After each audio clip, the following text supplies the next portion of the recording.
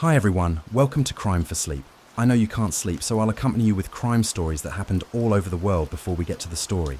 Tell me, where did you hear it from? And if you like this content, don't forget to like, comment and subscribe. Let's jump straight into the story. Part 1. The Rain Fell Softly in Silverdale, from the True Crime Stories for Sleep with Rain Sound series. Setting: Silverdale, Oregon, United States. It was supposed to be just another quiet Tuesday. Silverdale, a picturesque town tucked in. The Oregon woods had always worn its charm like a favorite sweater, soft, familiar, and seemingly unshakable. That morning, the rain fell in a gentle drizzle, coating the streets in a sheen of silver. Outside the local bakery, steam rose from paper cups. The air was thick with the smell of cinnamon and cedar. Everything felt normal. And then, at exactly 7:58 a.m., the unthinkable happened. 3 screams pierced the morning stillness, one high, one short, and one never finished. By 8:03 a.m., the fire alarm was blaring through the corridors of Silverdale, middle senior high. By 8:06 a.m., students were flooding into the courtyard, soaked in rain and confusion. By 8:11 a.m., a teacher staggered out holding a bloodied jacket. At 8:14 a.m., the town of Silverdale changed forever. What happened that morning would never make sense, not fully. Not even after the interviews, the therapy, the documentaries, the court hearings. Because some moments, no matter how well documented, carry a silence too heavy to be translated into language. A silence so loud it drowns everything else. Inside room 12C, beneath the flickering fluorescent lights, 13-year-old Caleb Romero had walked in wearing a rain-soaked hoodie, a satchel slung across his shoulder, and eyes that seemed lost in a place no one else could reach. He moved with eerie calm, like he was following the steps of a dance only he could hear. What he pulled from his bag was not a notebook. It was a blowtorch, and then a blade. There are sounds we never forget. The metal hiss of ignition, the shriek of wood charring, the rapid footsteps on linoleum, the screams, always the screams. 3 classmates, Kelsey Tran, Liam Price, and Jonah Miller, were caught in those opening seconds. One of them would carry a burn scar across their back for life, another a limp, and the third, a story they would someday tell on stages around the country. The question haunted everyone. Why Caleb? He was quiet, polite, a bit withdrawn, but violent? Never.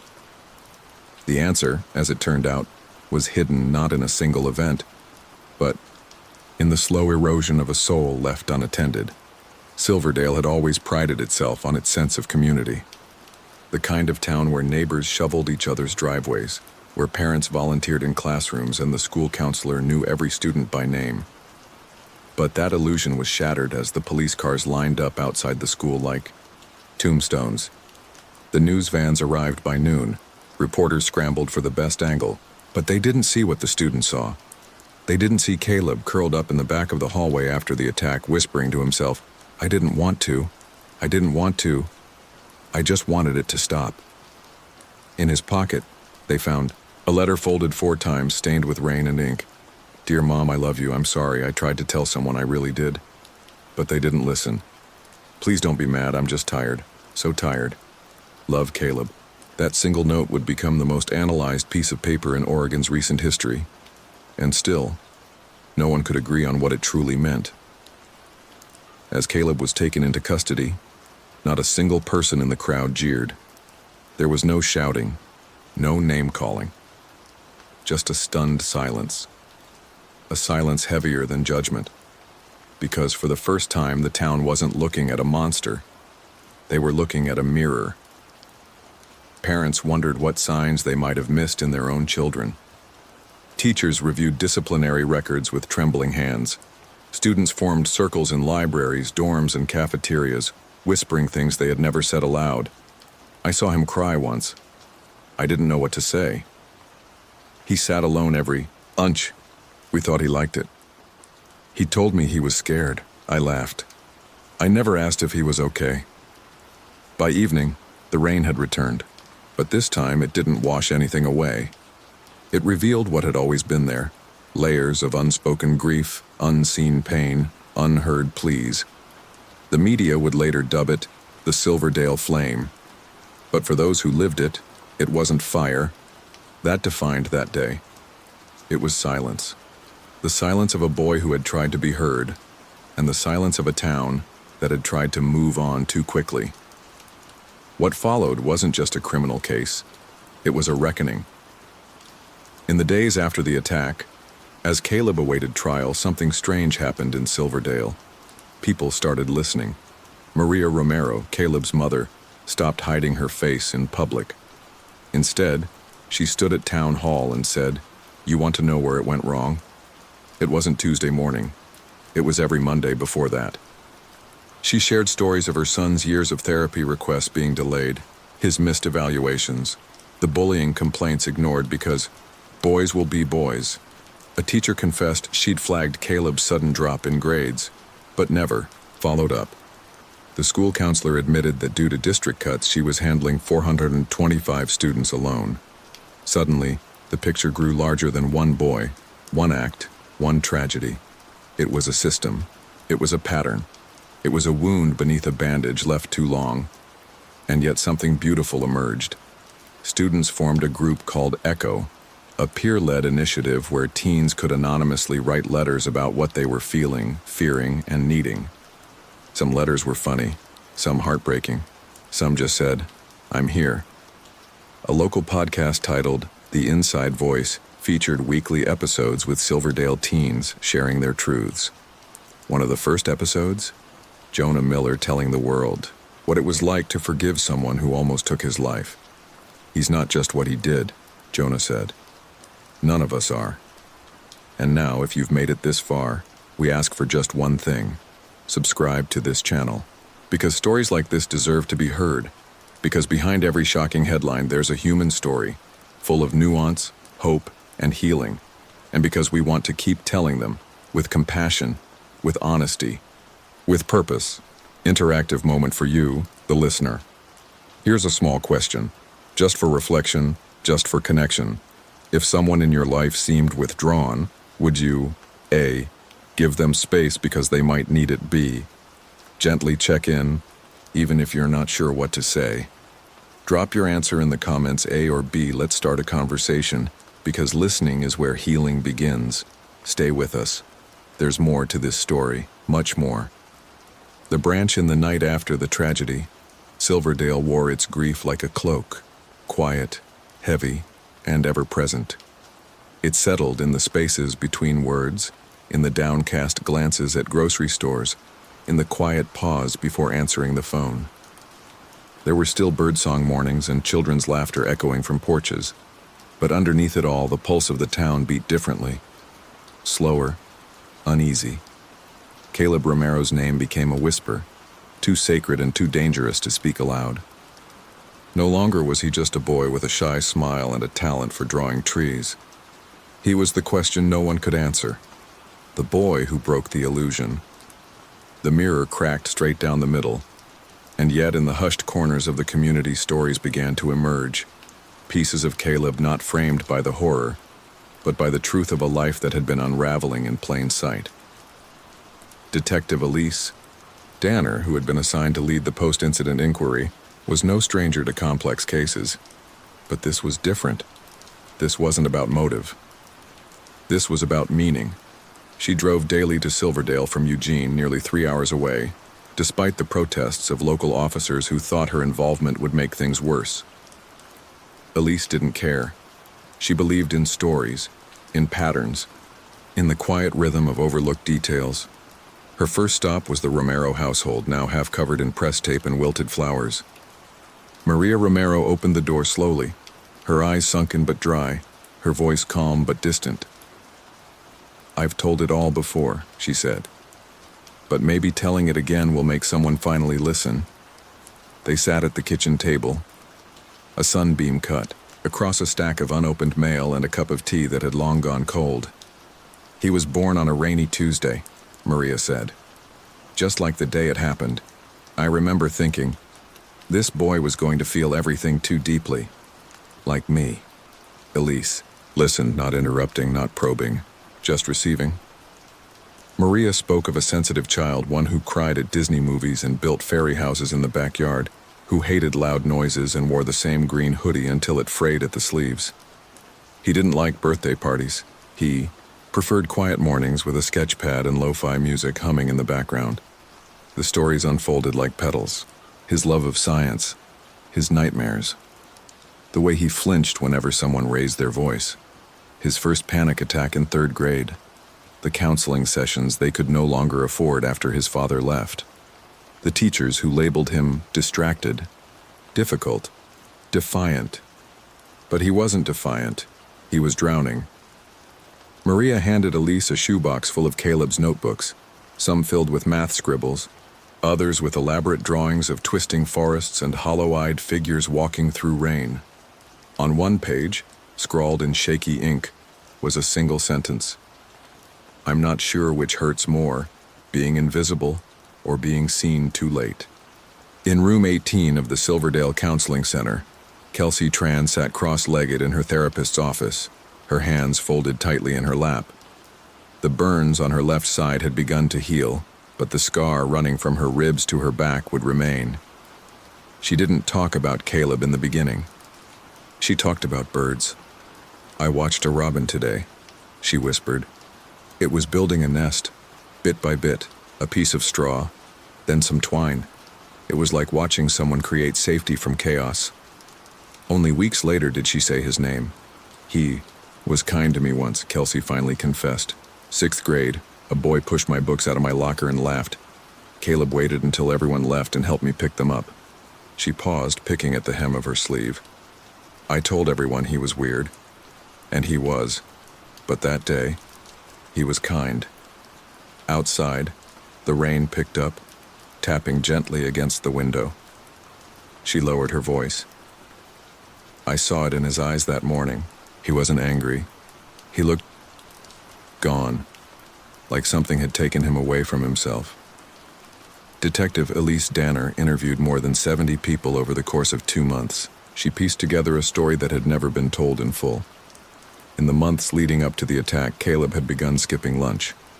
He sat behind the music building, sometimes drawing, sometimes just staring at the trees. Several teachers reported the change, but none took further action. The school had been undergoing budget cuts. There were fewer counselors, larger class sizes, and growing pressure to meet test scores. A guidance counselor had flagged Caleb for further psychological evaluation but missed the follow-up. His case file was buried beneath stacks of new referrals, and then there were the messages. An anonymous online forum for students hosted late-night confessions. Caleb had posted there, using the alias Branch in the Night. His posts were cryptic, but raw. I dream of fire sometimes.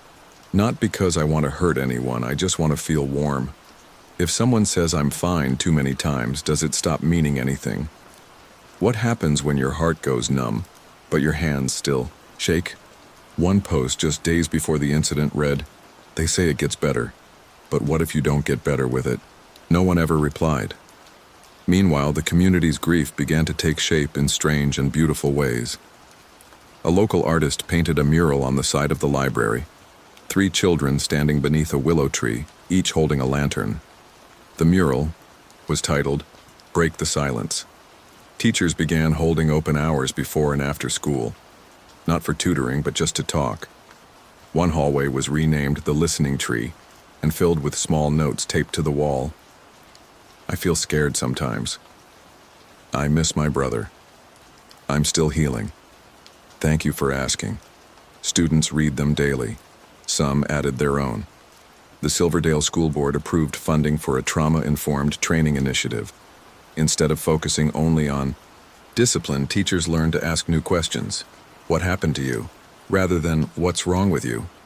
Slowly, gently, the air began to change. On a crisp morning in October, Detective Elise Danner stood at the edge of the woods behind the school. She looked up at the canopy of trees, now golden with fall. She held in her hands a folder.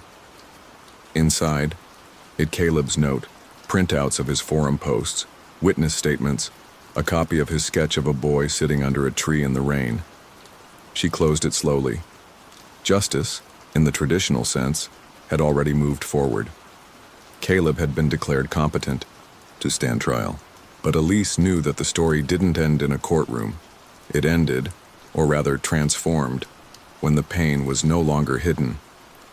When it was met, named, and answered. She took a deep breath and whispered, "We failed you, but we're listening now." She left the folder at the base of the largest tree. By the time she walked away, the wind had picked up. Leaves swirled around her like whispers, like apologies, like hope. The story was no longer just about what had been lost. It was becoming about what could still be found. Empathy, connection, the will to say, "You matter," before it's too late. Because sometimes it's not the scream that saves someone. It's the whisper, "To be continued." The fall of a legal titan Silverdale had grown quieter, not in sound but in spirit. It was the kind of quiet that hums beneath polite conversation, that tiptoes through grocery aisles and hangs in the pauses between greetings. The kind of quiet that doesn't just come from mourning, but from reflection. And with reflection came reckoning. The aftermath of the school attack had left 3 students physically wounded, but the emotional injuries stretched across every hallway, every home, every Sunday pew and evening dinner. No one in Silverdale had been untouched, and yet, not everyone had yet begun to heal. Some found solace in activism, like Jonah's mother, Teresa Lane, who began organizing town hall meetings on adolescent mental health. Some turned to silence, like Principal McCall, who resigned without comment a month after the incident. And some, like Elise Danner, kept digging, because she knew the truth didn't rest at the surface. It lived in the shadows. It was early November when Elise received a package in her office. No return address inside a hard drive. She recognized the handwriting on the sticky note wrapped around it. "He left this for someone. Maybe it's you. M.R. Maria Romero." Elise's breath caught. The past weeks had been full of quiet discoveries. Caleb's notebooks, his forum posts, the mural in town. But this felt different. This felt final. She plugged the drive into her laptop. There were dozens of files, videos, audio notes, drawings scanned into digital form. A folder labeled Voice. Clicked the first recording. The screen flickered black, and then his voice. Caleb's voice. It was young, quiet, almost hesitant. "I don't really know who I'm talking to. Maybe myself. Maybe no one. But this is the only way I know how to say the things that scare me." He spoke not of the attack, not yet, but of the buildup, the daily unraveling, the ache behind his ribs, the confusion, the numbness, the cold, echoing feeling of walking through life invisible. Everyone thinks pain is loud, screaming, crying, breaking things, but sometimes it's the silence that's the loudest. The moments when you stare at a wall and wonder if anyone would notice if you just disappeared into it. He described being followed home, his phone buzzing with slurs, the way a teacher once smirked when another student mimicked his stutter. He described Kelsey, how he admired her strength, her way of staying kind, even when she seemed tired of.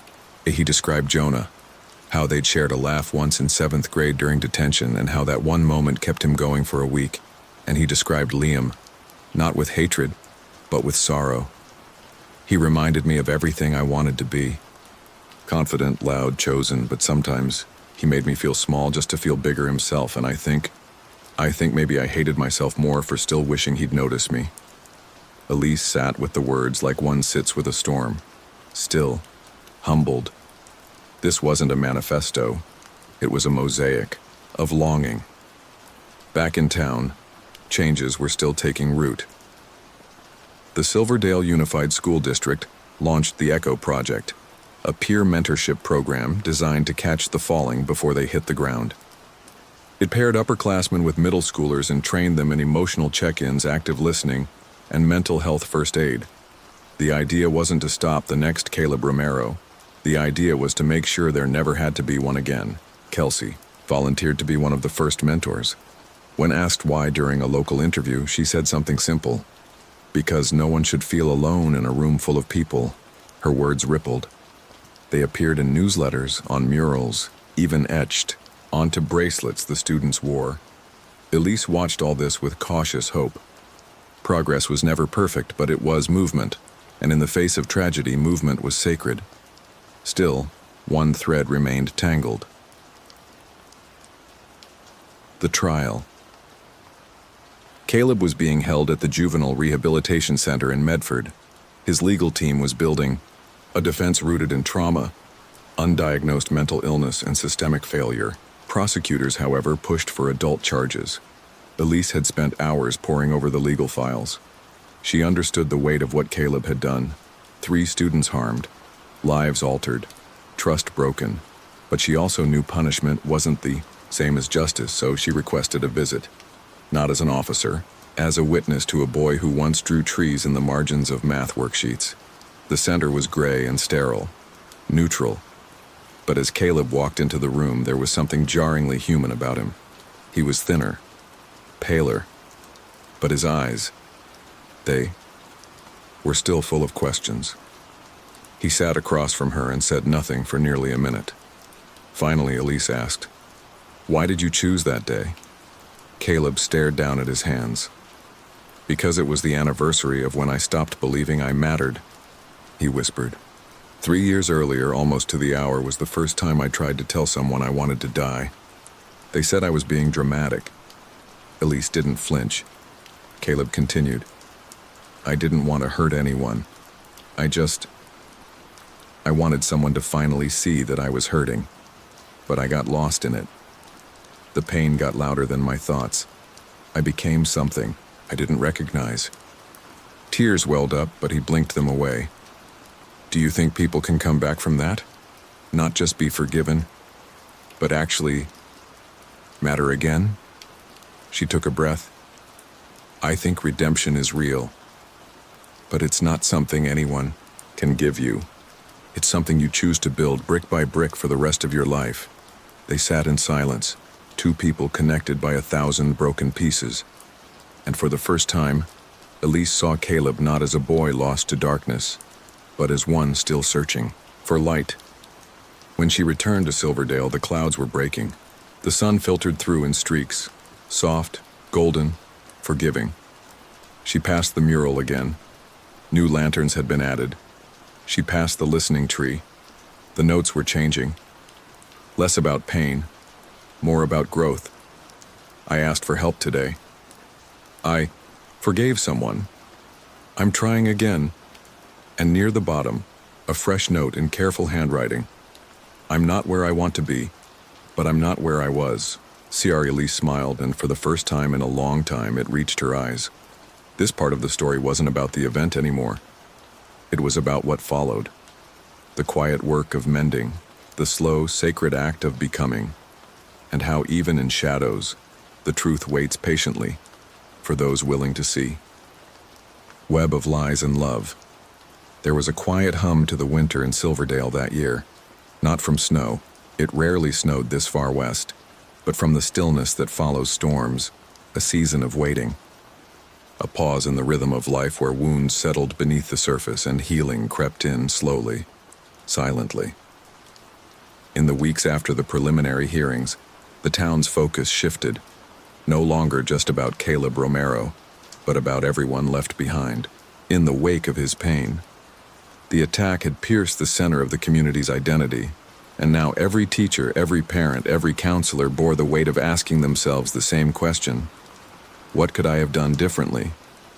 Elise Danner, now fully immersed in the ECHO program, found herself mentoring not just students but fellow staff. She had become, unintentionally, a cornerstone for processing the shared grief of the town. She hadn't chosen that role, but sometimes, life appoints you as keeper of the unspoken simply because you don't look away.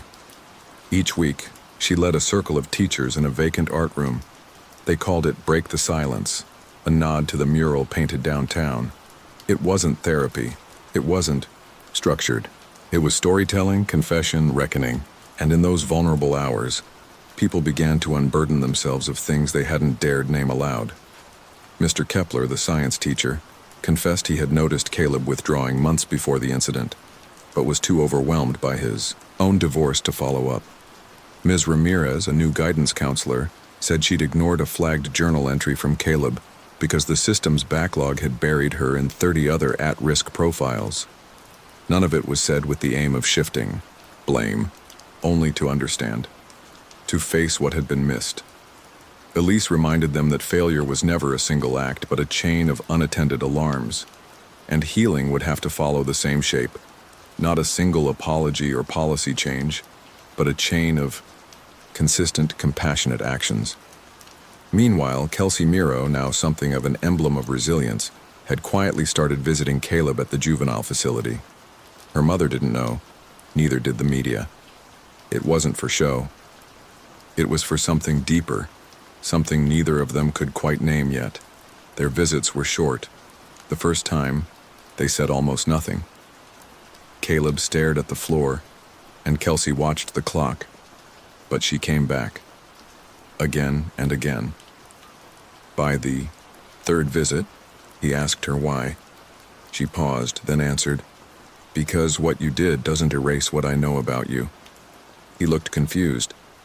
"I saw how you helped Mason with math, even when he called you names the week before," she said. "I saw you eat lunch alone but still pick up other kids' trays.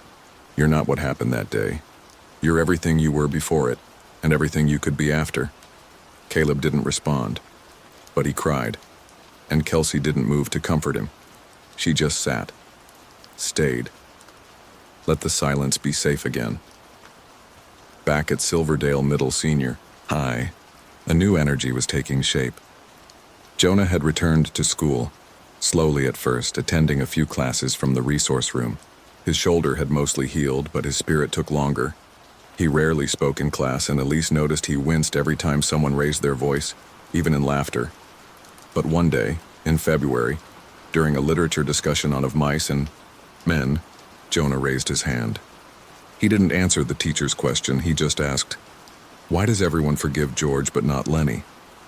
The room fell quiet. The teacher blinked. "What do you mean?" Jonah said. "They both made mistakes. One was louder, one was quieter, but they both hurt someone. And everyone acts like one is redeemable and the other's just tragic." Elise, listening from the hallway, understood exactly what he was asking. She knew it wasn't just about Steinbeck. That same week, a new project blossomed, an anonymous student-led podcast called The Inside Voice. It featured unscripted reflections from students who felt unseen, unheard, or misunderstood. Each episode was raw, carefully produced, and deeply moving. One talked about living with bipolar disorder. Another shared what it felt like to come out as trans in a conservative home. And then came an episode titled, "I Wanted to Disappear." It began with silence. Then Caleb's voice, faint but unmistakable. He didn't describe the attack. He described his 8th grade year, the moment he stopped being Caleb and became that weird kid. He talked about the night he stayed up until dawn writing apology letters to people who would never read them. He talked about wishing someone, anyone, had asked why his drawings turned darker or his jokes turned cruel. By the time the episode ended, it had over 80,000 downloads. The town responded not with outrage, but with openness. Churches hosted listening nights. Parents sat down with their kids.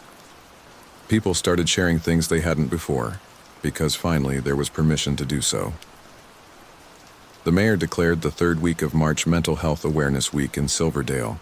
Instead of lectures, they hosted story circles, wellness, walks, poetry slams, art showcases. It wasn't performative, it was participatory. Everyone gave something. Everyone received something. Even Liam, the boy who once tormented Caleb the loudest, recorded a letter for the Inside Voice. He said he hadn't understood what toxic masculinity meant until he saw his reflection in someone else's nightmare. He said he was ashamed, but also grateful for the chance to be better. In April, Elise was asked to speak at a regional conference for school counselors. Her talk wasn't polished. It wasn't scripted, but it was honest.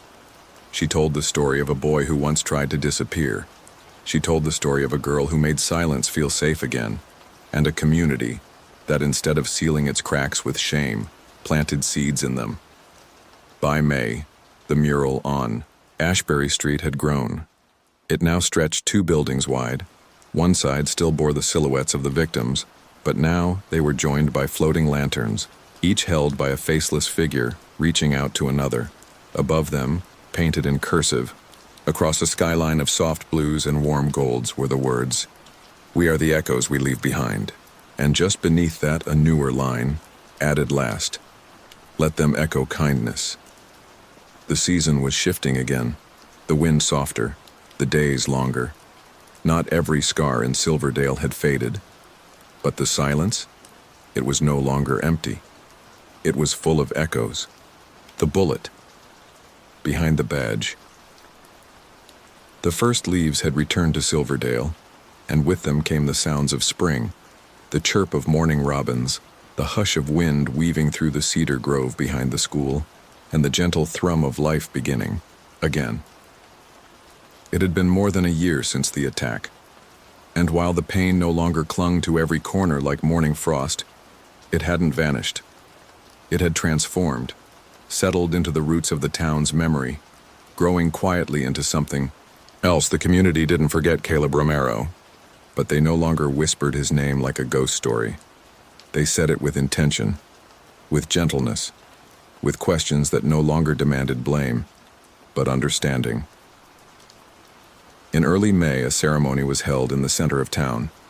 Not a vigil, not a memorial, a planting. Children lined up with shovels beside an open patch of earth near the old gazebo in Lakehurst Park. Jonah stepped forward first, carrying a sapling in his arms, a golden maple, chosen not for its height, but its resilience. The mayor called it the listening tree. "We plant this not in memory of tragedy," she said, voice catching in her throat, "but in celebration of what we learned because of it." Each child scooped a bit of soil. Liam read a poem. Kelsey placed a stone near the roots, etched with a word Caleb once used in art class, emergence. And when the last handful of dirt was laid, Elise Danner tied a ribbon around the trunk, whispering a silent promise no one could hear. In the months that followed, the tree became more than a symbol. It became a meeting place. At first, only a few students visited, leaving notes tucked under the mulch, scraps of journal pages, folded drawings, single lines of aching honesty. "I feel invisible. Today I didn't cry in the bathroom, I forgive you." Teachers never policed it. They let it breathe. Eventually, a small weatherproof box was installed beside the tree. Inside, a notebook and pen. No names, no rules, just stories. Jonah, now entering 10th grade, became its quiet guardian. He volunteered to empty the box weekly, scan the notes into a private archive, and hand them to Elise. By year's end, over 400 entries had been collected. Elise read them late at night, often with tears streaking her cheeks. They weren't all stories of suffering. Some were victories, some were reconciliations. One simply said, "He finally apologized." Another read, "I wore the dress. I didn't care what they said." What began as a tragedy had turned into a kind of communal witness, proof that healing doesn't always announce itself. Sometimes it waits beneath a maple tree, where the earth remembers your secrets but doesn't judge them. Meanwhile, Kelsey's story found its way beyond Silverdale. A journalist from a national mental health publication reached out, asking for an interview. At first, she declined. She didn't want to be the girl who forgave the boy who broke everything. But after some thought and a conversation with Caleb, now 16 and nearing the end of his rehabilitative program, she said yes, not to explain herself, but to advocate for the thing no one wanted to talk about, what it means to sit with complexity. In the interview, she said, "Forgiveness doesn't erase pain. It reclaims power. It gives you back the pen in a story that once made you voiceless." The article went viral. Letters poured in. A boy from Colorado wrote, "I thought I was a monster. Then I read your story. Now I'm asking for help. A woman from Georgia shared, "My son did something awful. I thought our lives were over. Thank you for reminding me that healing isn't linear." Kelsey read each one, replying to many, always with the same closing line. "You are not your worst moment. You are every choice you make after it." Back in Silverdale, Caleb's release date approached. He wouldn't be returning to the same school. That decision had been made months before with sensitivity and care, but he would be returning to Silverdale. That, too, had been a careful decision, a balancing act between accountability and humanity. Elise advocated for it. "We can't teach redemption and then refuse to witness it." Not everyone agreed. Some parents protested. Others moved quietly away. But a greater number stayed, and stayed open, because they'd seen what silence became when filled with empathy. And they wanted more of it. Caleb's return was quiet. He took a job at a community garden outside town, run by an organization called Roots and Reach. They hired teens with difficult pasts and taught them to coax life out of neglected soil. Caleb spent hours with his hands in the earth. He spoke little, but he listened often, and sometimes when no one was around, he sketched. In the shed behind the garden beds, taped to the wall, was a drawing of the listening tree. Only this time, its branches were reaching out like arms, embracing dozens of figures beneath it. One of the figures held a small lantern. In the bottom corner, he'd signed it with just his initials. The following autumn, the Inside Voice released its final episode for the season. It was called Full Circle. It featured snippets from dozens of students, then faded into a simple conversation between Elise and Jonah. They didn't talk about the attack. They talked about change. "What surprised you the most this year?" Elise asked. Jonah paused. "That people are softer than they seem," he said. "Even the ones who scare you." "What do you want people to remember?" "That kindness isn't just an action," he replied. "It's an atmosphere. You can either breathe it in or help create it." The next morning, someone had hung wind chimes on the listening tree. Small, handmade, barely audible, but when the breeze passed through, they sang. Not loudly, but clearly. Just enough for anyone nearby to pause and listen. Because in Silverdale, that's what they had learned to do. Not just hear, but listen. Really listen. To the voices that once fell silent. To the echoes of a town that chose to grow, even from pain. To the stories we tell when no one's watching, and the healing that begins the moment someone does. Final reflection. When the echo speaks back, it began with a sound, a whisper really, a faint tremor beneath the noise of ordinary life. A hallway, a class bell, a sigh, the kind of sound that vanishes if you're not paying attention. But Silverdale heard it. And once heard, it could never be unheard again. The story of Caleb Romero isn't just a story about violence. It's a story about a silence so thick it became dangerous. A silence that swallowed pain, masked suffering, and let a 13-year-old boy carry a weight he didn't know how to set down. He was not the monster in the closet.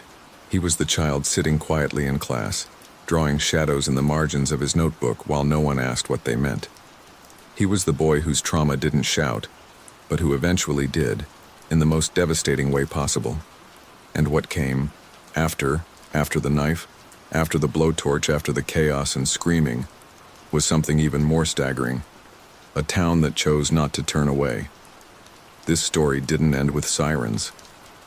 It began with them, because in the aftermath of horror, the people of Silverdale did something rare. They didn't run. They didn't rush to bury the truth under bureaucracy or blame. They stayed. They listened. And most importantly, they chose. Something few do in the face of trauma. They chose curiosity over fear, compassion over vengeance. This wasn't easy.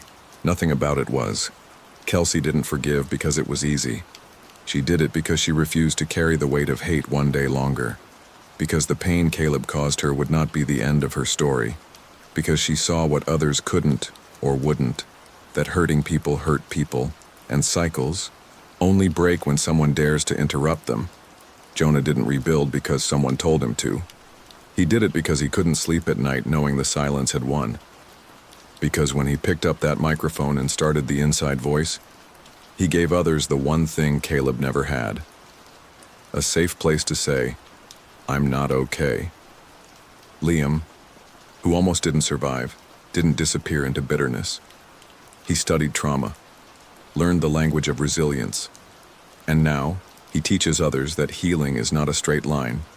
It's a spiral, a climb, a fight. And some days, it's just getting out of bed, and that's enough. Elise Danner, who could have transferred, resigned, disappeared into another district, instead stayed. She stood before parents, students, journalists, and critics and said, "This will not be the school that turned its back. We will look at what hurts, we will name it, and we will do better."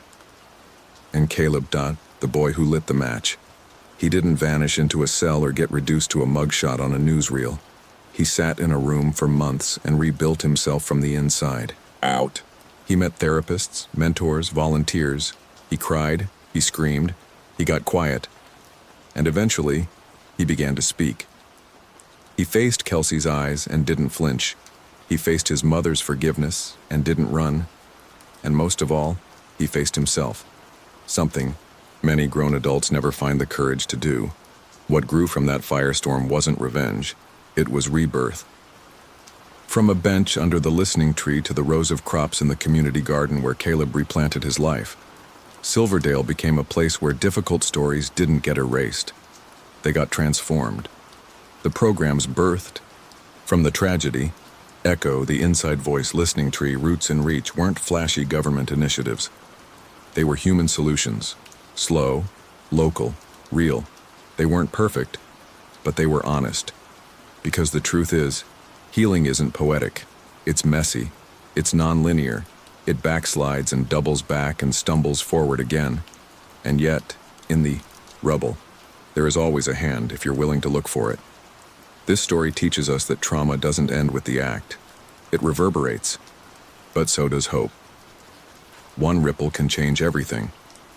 A podcast episode, a single kind word from a friend, a drawing on a garden shed, a tree planted where a boy once bled. These are the echoes that matter. These are the echoes that heal. What we can learn, and what you can do. So what do we take from this? In a world where school shootings, mental health crises, and social isolation are tragically common headlines, what does Silverdale give us? It gives us permission to feel, to name our pain, to ask better questions, to sit with discomfort, to replace punishment with purpose, to believe that no one, not even a boy who made a terrible mistake, is beyond redemption.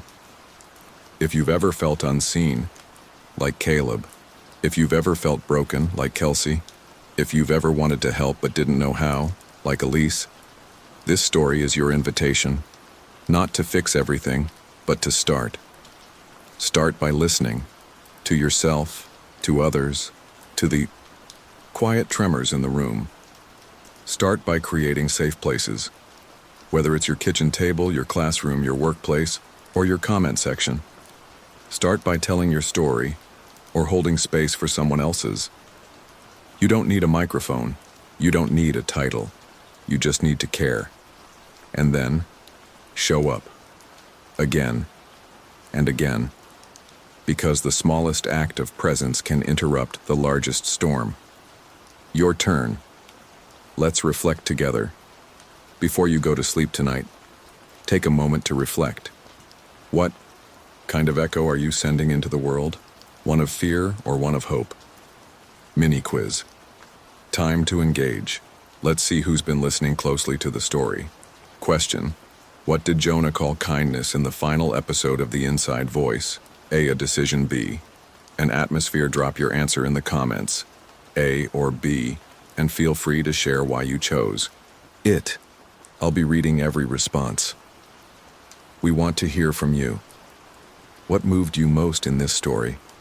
Was it Caleb's transformation, Kelsey's forgiveness, Elise's unwavering presence, or the way Silverdale refused to become just another headline? Drop a comment below and let's learn from each other. This is a space where your voice matters. Let's talk. Let's grow. Let's reflect. And if this story touched something in you, if it made you cry, think, breathe deeper, or just feel a little less alone, please consider subscribing to the channel. It helps us keep creating stories like this. Stories that dig deeper, heal softly, and echo long after the rain has stopped. Thank you for listening. Thank you for feeling. And above all, thank you for believing that even in darkness, the echo always speaks back. Would you like me to create a thumbnail title or YouTube description for this episode as well?